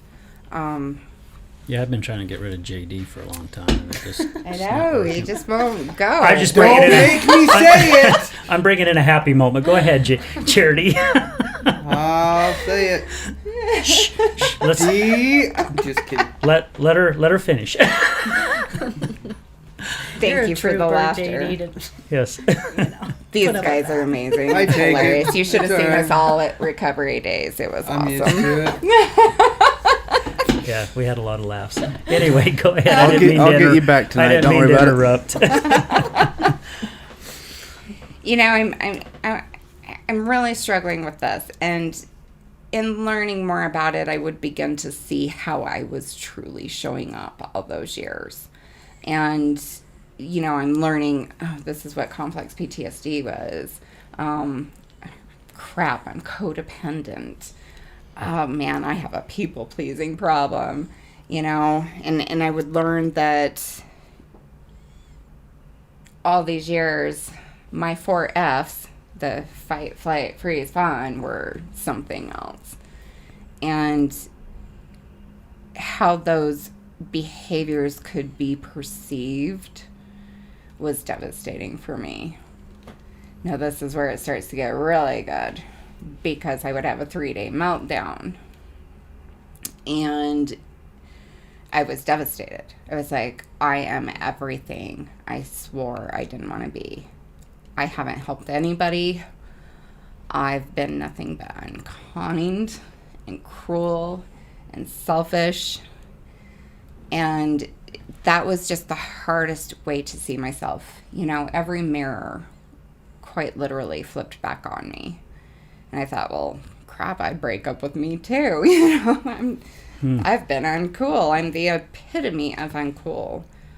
And then I would go through those days of devastation, and then I said, okay, well, what else is there? Like, who am I really? And this led me into energy work and more meditations and the like, and I would be shown who I really am. And in that moment, I learned Charity is not an ugly person. Charity is not worthless. Charity is, in fact, love. And then I had to go, so I am love.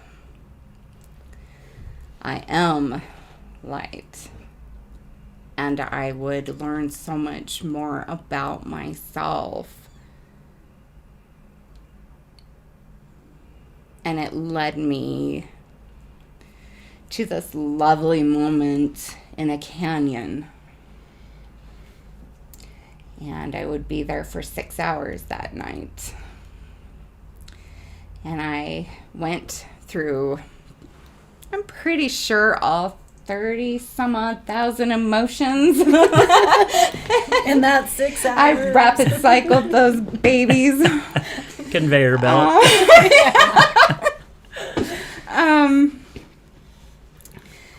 I raged at Divine that night.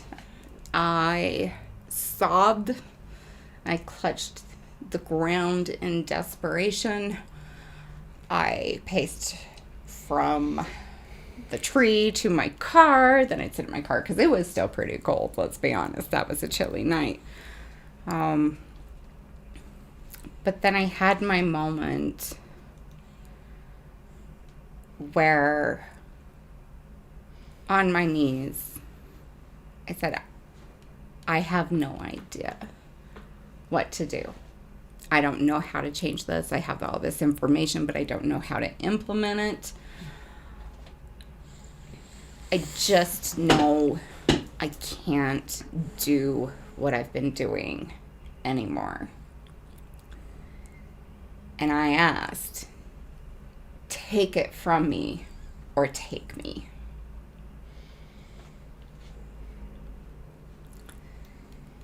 And, you know, Al, I think I've shared with you, I do have an anthem song, and that night was that song playing out. And I went to a barbecue with friends after this. And I'm there with the drink. I'm about halfway through the drink. And I recognized how disconnected from myself I felt. And then I was terrified. And I hated that feeling. And I thought, oh, please don't do or say something stupid. Don't get emotional, please. But I knew. It's like those moments when it comes out your mouth and you're like, oh, shit. You cannot undo it, right? Yep. But no, I knew in that moment, you know, that was it. That was it. I was like, this is my last drink. And I couldn't explain it. And sure enough, I would get up. I would go actually wash my glass. And I got a kombucha tea and a bottle of water. And I spent the rest of the evening not drinking. Drove home going, wow, it's actually kind of nice not to be worried about where Looking in the rear view mirror all the time. Am I doing something, you know, how am I in the middle of the lane or am I too far this way? Let me swerve a little bit so I'll get pulled over so I can say, I'm really not drunk. And be like, I'm actually good right now. You've heard the tinted window thing about that, right? Have you? Share, please. If you've been drinking, right, and you get pulled over, like, again, it's just, you know, if you've got tinted windows, you know you're screwed, right? Oh, yeah. So what you do is you take your seatbelt off, you hop over in the passenger seat, and you put your seatbelt back on and just wait for the cop. Is that what I do? Because I have tinted windows. Yeah, no, it's great. So when he comes up, there's no driver. No driver, and then you just look at him and be like, he was here just a minute ago. He took off. You know, if you can make the cop laugh, you've got a chance. Yeah. Okay, so anyway. Don't do that. Yeah, please don't do that. Everybody's like, I got it. The other side of addiction does not We do approve not of that message. endorse this message. Yeah, we do not. Yes. Okay. Let's not All do right. that. Go ahead, Charity. Also, we get phone calls. This is Salt Lake City Police Department. It's good it's not out We'd right like to now. talk to. We'd like to talk to your encouragement man, JD. Officer, he's No the one that does the more. marketing. Hey, we were boosting the economy. Yes, we are. How many did you give out this week? Oh my gosh. Jeez. All right, my dear, finish. Oh, JD. But, yeah, so here I am. Just over 5 months later. Good for you. And, you know, I want to be really clear that doesn't mean that the urge isn't there, because my coping mechanism was to go get alcohol. Yeah. It was to go isolate myself. It was to do anything and everything but actually saying, I feel this. Gosh, what does that mean? And I would learn, you know, it's a lot more, you know, you think awakenings are amazing. Get ready for a good ride. It's gonna get bumpy. You know, there's so many amazing moments in it. I can genuinely say today I feel better than I don't know that I've ever felt this good. Good for Maybe you. when I was that free, wild tree climbing little girl. Yeah. And I can tell things are continually shifting. I will say, though, you have to be committed to the work. And there's no magic, ta-da, I'm cured of alcoholism. No. Yeah. No, It's a I'm constant. not. I still have the thoughts. I still have to shift it. And, for the most part, in most moments, I can shift it in the moment. I can immediately catch the thought and be like, we don't do that anymore, remember? So mind over the matter. Yeah. You're using your mental strength, right? Yeah. And there are other days, and it's usually when there's another kind of trigger. Something else has triggered me, and let me tell you, family triggers me. It's intense. But I'm doing it. Yeah. I'm doing the work, and you have to keep doing the work. But I never thought I'd see myself here. Well, we've only known each other for, 4 months? So you just basically just stopped drinking or so when you and I met, right? I believe that's what it is. See what a I good was still influence newly you are. sober. Oh, it wasn't me. It was her. But No, I know, but that look, just that owl, it's that twinkle. yeah, it's like I turn around and look and my eyes ting and my smile ting. Yes. Al just carries that healing energy of addictions. Yeah. But, so we met shortly after that. Now, And that was a brave thing, for me to just randomly reach out to someone and say, what you're sharing, this is huge, and this needs to be a smashing hit. Because people do need to hear that. They need to hear your story. And, oddly enough, at one point in time, I was on your side. And I couldn't make sense of those around me that were really sucked in. But then I was the one who was sucked in. And now I'm approaching an entirely new other side.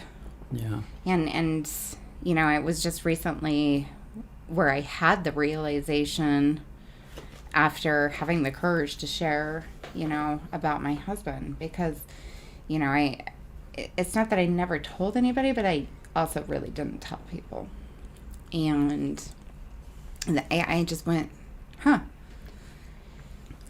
think I'm on the other side. This is really happening. And it continues changing day by day. And there's no finish line. Yep, there isn't. I have really bad days. Listen, guys, I'm as emotional as they come. I'm a very emotional human being. It's part of who I really am, is that I do, in fact, feel things so deeply. And this is my compass that guides me as to how, things should be. Yeah. And it never lets me down. And it's hard learning to trust that when you've had so many different stories play out. You can make a lot of progress a lot faster, but it really is going into the emotions. You have to stop and say, hey, anger, I see you. Thanks for showing up today. So what are you here to tell me? Well, I trust you'll let me know. Yeah. And actually allowing it and learning to give it space to actually be. And it is amazing, because the moment you give the emotion space, I was reading that someone had done some research that they found it's about 90 seconds for the emotion from start to finish. If you allow the emotion, if you just simply, I see you. Yes. Okay, here you are. Thank you for letting me know. And it's remarkable. Some might suck you in because you've got some deeper wounds that you need to allow to surface, but it is remarkable that the emotions will pass. Absolutely. And that is so 100% correct. And I think they talk about that in the book, I Am Power. One thing that one of our guests, Jason, who was on the show, that's why I wanted to hurry and grab my notebook, because I wanted to make sure I said it right. But as each day goes, basically he put it, you're collecting days of freedom. And I love that. I loved it too. That's why when he said it, I wrote it down, because he even shared how, when he was going through his depth of his addiction, how he would go 3 or 4 days and then he'd fall back, and then he would go 5 days and then he'd fall back. And he said, I was so busy counting the days backwards instead of counting the days forward. Because every time he would reset, right? He would reset. So if you start counting the days forward, especially even like here you are 5 months, okay? There's still a lot of things, because you've put up with a lot since the age of 7 years old. This is a lot to process. I believe you don't ever tell a woman's age. I know how old you are, but I'm not going to announce it over the air. But anyways, you just start collecting those days of freedom that you're getting, and you're noticing those days of freedom, correct? Yes. You're starting to feel it.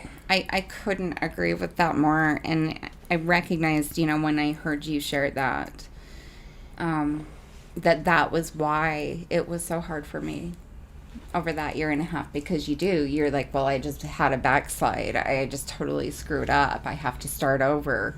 And when you're viewing it from that level, you just going to keep repeating that pattern. Yeah.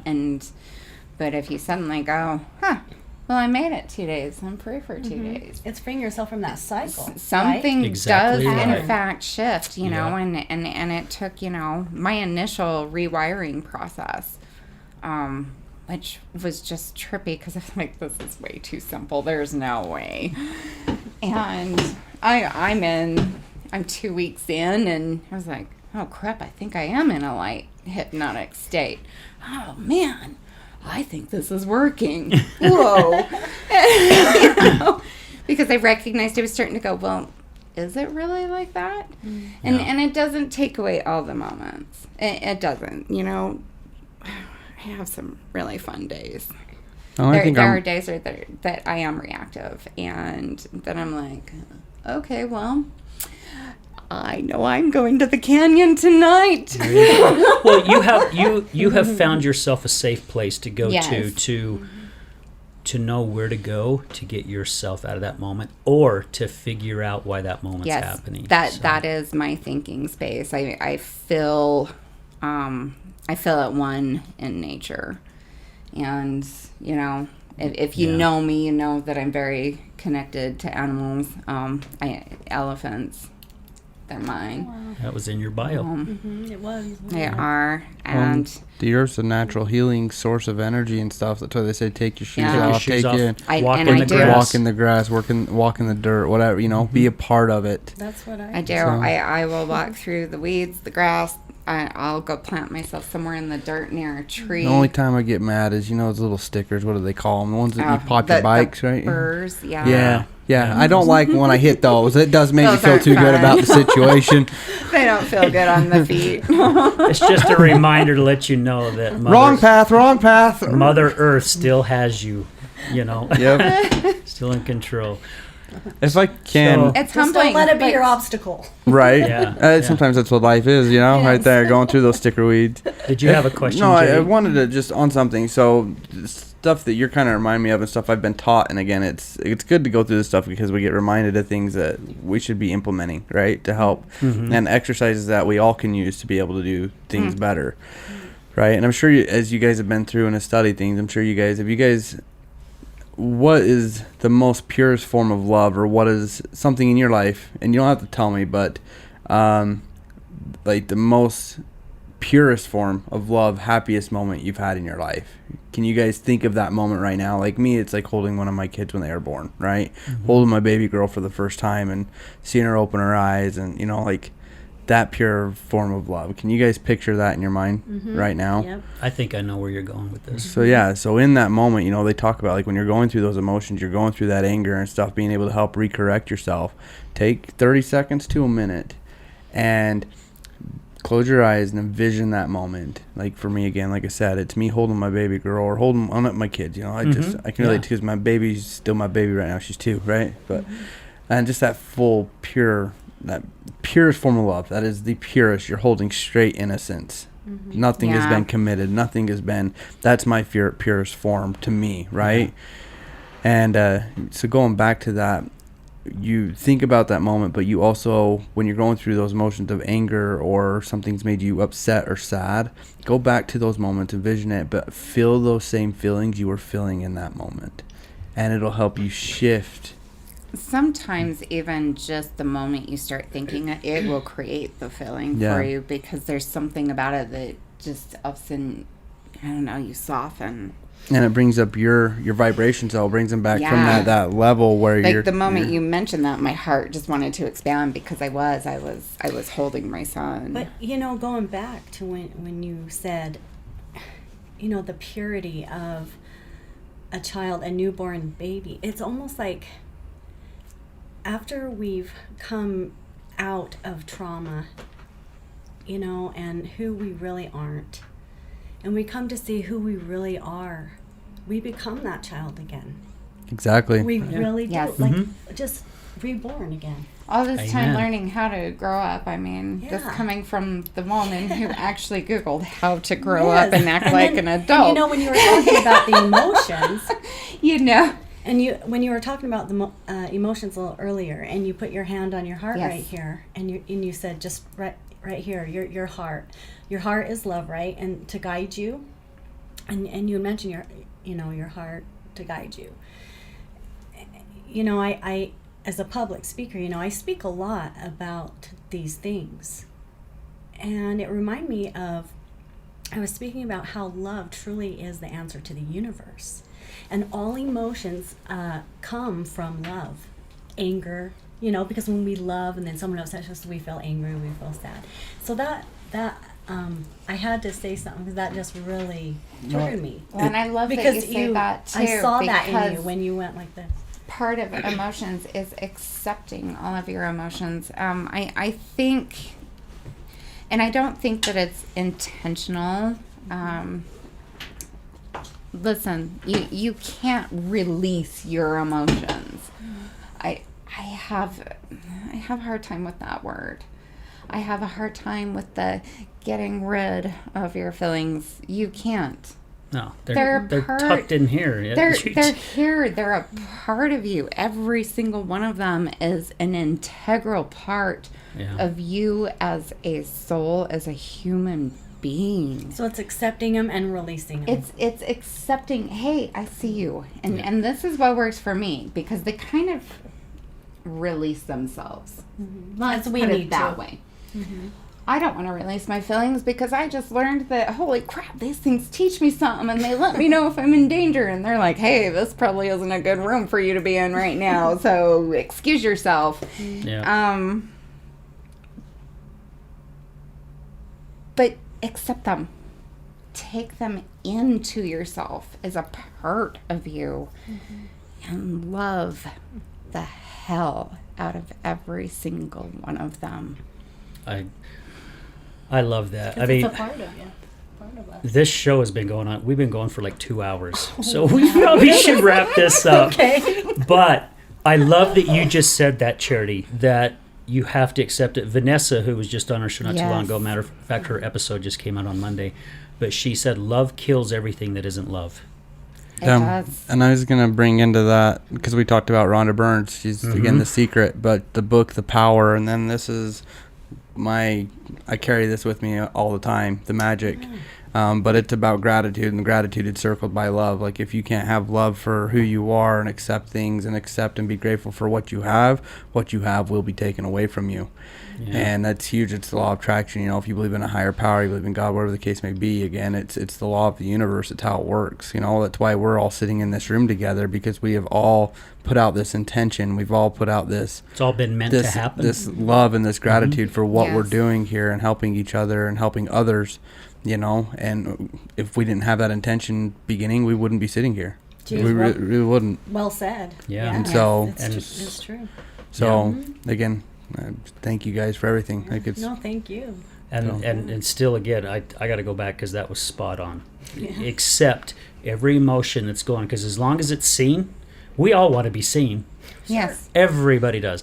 So our emotions want to be seen too. They're By all us. aspects of You know? ourselves. Yeah. And I mean, it's powerful. Like, at first you're like, well, this is crazy. What, you mean we all have multiple personalities? Like, huh? Like, but it's We're all true. bipolar. You know, we all have an angry side. We all have the side that shows up to school this way and shows up to work this way and shows up to this group I like this it. way. Yeah. You know, and learning how to take these masks off and say, yeah. So I've sucked for some time now, and I'm figuring it out though. So I'm gonna come out and I'm gonna say, hey, I've had this, I've done this. Here I am, world. And here I am working my way through it. Yeah. It's a huge change for me, but it is. It's constantly forgiving myself, constantly saying, all right, ego. You're a clever one today, aren't you? We're going to talk later, but right now, let's do this instead. You know? You're a mean one, Mr. Grinch. JD, did you have something? This stuff, I just, you know, again, being light on it, obviously it's very serious, but I was just thinking about, as you're talking about, like, you gotta, those emotions, you know, they are part of you, you know, talking about releasing and accepting them and stuff, but they hold on. That's what makes us human, and it just makes you think, like, I love the Pixel movies, Emoji. Have you guys seen that? Anybody? I haven't seen No, that. Okay, so there's one in there, character, and his name's Meh, right? So he's just Meh, right? That's it. No other emotion. He shouldn't have any meh. emotion. Like, his parents are disappointed because he can't be just Meh, right? So in that, I'm just thinking about this, like, you know, when, like, you're angry, and if you're Meh, like, Al, Yeah. I'm very angry at you right now. Like, how would you take that, you know? Or if I was like, Meh. Al, you're making me really sad. I think I'm going to cry. Like, that's Meh, right? Yeah, So, yeah. like, in Meh, in the story, like, he's like, I can't, he's like, he can't control himself. He's got to be all these other emotions, right? He has to accept all these other emotions. Here's And Brad then- calling me. What's that? There's that other Disney show that's got all the characters in the little girl's mind. You got anger, you've got sadness, you've got joy, inside or inside out or whatever it is, Yeah. right? But it talks about it. Very And my well wife, like, my family just made fun of me. They're like, you're anger for sure, because you see something that's like, that's it. You know, but like, again, we have those emotions, like, you express them, because also too, it's a thing of, like, that emotion, dad gets angry or dad got mad or upset with it. If I just went to my kids and I was like, hey son, I'm very disappointed in you, and you probably shouldn't be doing that because I might have to kick your butt, he's gonna look at me and be like, bring it on, dad. Like, do it. Yeah. You know, Like, but if yeah, I'm I'm like, real scared of Braxton, you. why would you do that? Why get upset? It's that emotion, you know, but also too, it's, if we didn't have it, we wouldn't be human. So Right. going back Yeah. to your guys' point, it's our human. Yes. So sorry, I know that's a long stretch of where No, things went, but but it's true though. Now, it's now true. we're into the show 3 hours. I mean, And I will hey, say, I'm trying to make up for Al, guys. We're gonna spend 2 hours just.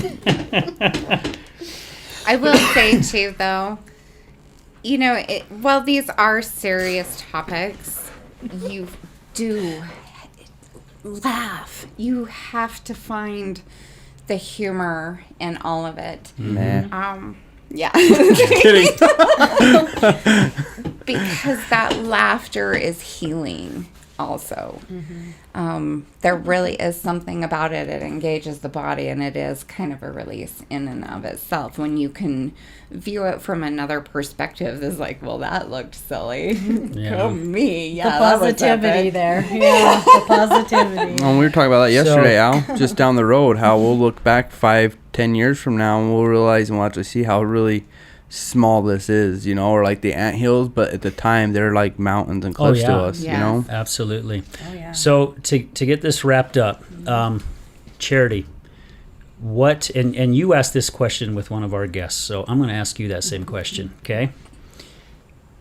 What could you leave with our audience? What, I don't know if I'd like to use the word advice.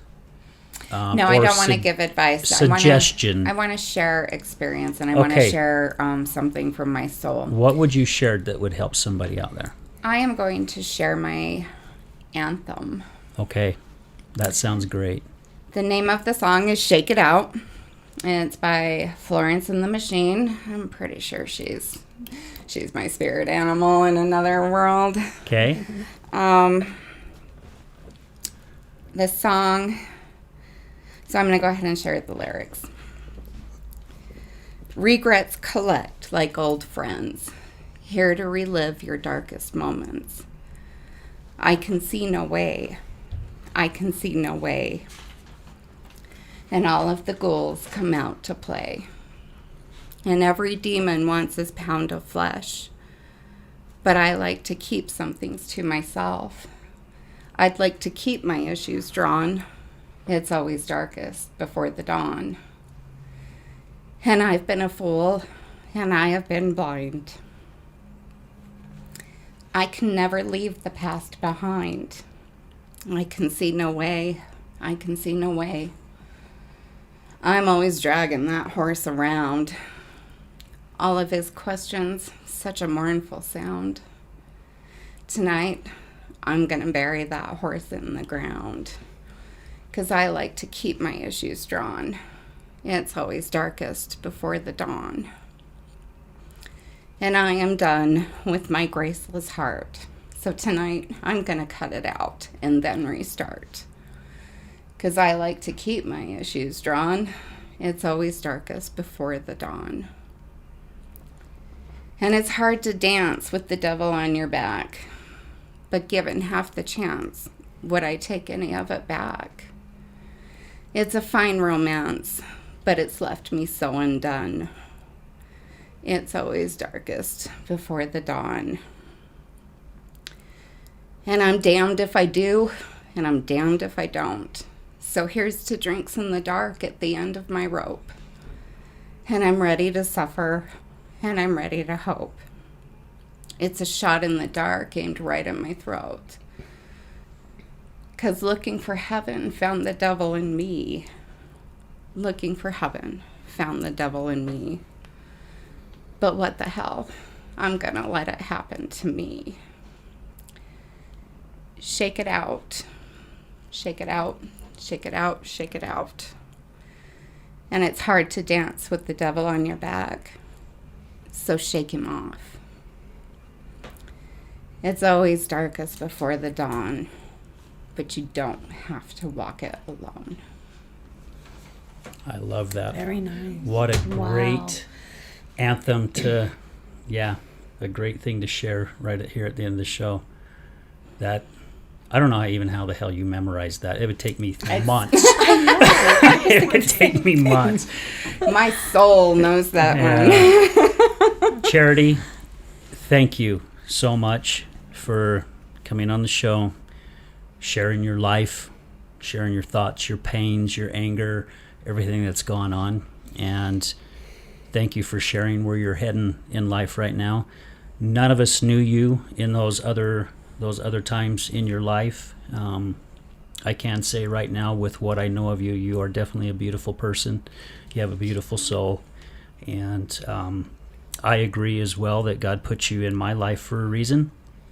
And I do my best, and I think everybody in this room does their best to surround themselves with good, high energy, loving people who want to take their experiences and they want to share that to help others get through their darkest moments. So thank you. I know it was very hard for you to come on today to share this. Yes. So girl, I tip my hat off to you. Thank you so much. JD, thank you again, brother, for being a part of this and stepping in place of Lori. You know, I'm so grateful to have you here and be a part of this. Love you, brother. Again, you and I met 2019, and now here we are doing a podcast together, which I know neither one of us would have foreseen that back No. then. So thank you. I know we were headed somewhere or something, but Yeah, didn't know what, but No. anyways. And Melody, thank you for, just reaching out to you yesterday, and it just happened to be your day off today. I was so happy to hear from you. I was know, like, and it was "Oh." like here you are, and Melody and I met in 2020 in July at a class that we were Yeah. taking out at Mountain America Expo Center, and we just started chatting, and we kind of moved off into groups and just kind of got to know each other and chatted during breaks, and we became friends, and so guys, thank you so much for being here. For those that listen, again, thank you so much for your support and believing in our cause and what we were doing, and a huge thank you to Brad. I mean, seriously, we're working this guy's butt off because of you guys. I mean, seriously, it's because of all your support and everybody that wants to come on. And with that, before we close up, just real quick Okay. again, guys, remember, if you got somebody that you know could hear this information, could use what we've got going in there in our lives and being able to relate, you know somebody that needs to hear this, please make sure to share it with them, and then also to hit that like and subscribe button. It definitely helps us out and the cause of that we're trying to do and trying to reach as many people as possible. So thank you. Yes, Yes, amen. thank you. Amen. Okay, guys, we're going to leave you with this, as we always do. Hey, we wish everybody, too, a wonderful week. Be safe out there. Know that we love you and know that you are loved and you are worth it and the world needs you. So we're going to end you with this, as we always do. Remember, addiction is giving up everything for one thing. Recovery is giving up one thing for everything. We're out. Love and light.